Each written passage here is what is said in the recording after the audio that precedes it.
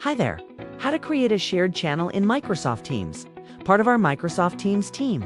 If you collaborate with people outside of your team or organization, then this video is for you. We have launched a new channel type, shared channels, which will allow you to invite others to a specific channel without having to add to the team. This will help you collaborate with ease while avoiding oversharing or creating new teams. Let's set up a new shared channel together. We'll start from an existing team.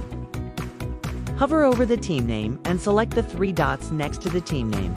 Select Add a Channel. Give your channel a name and add a description. Then be sure to choose Shared Channel from the drop-down.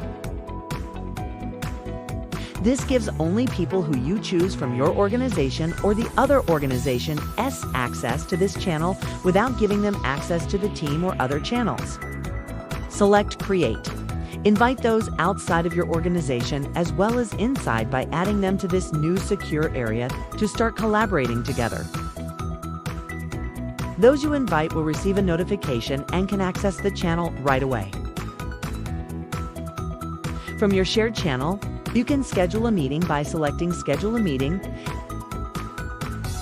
adding in your meeting details, and it will post the meeting link into the chat. Be sure to upload files similar to any other channel so everyone has the same information and can view, share, and edit the document together, or even try adding an app as a tab to collaborate without leaving teams. You can add a PowerPoint or Word document as a tab to edit the document together, or try an app for brainstorming.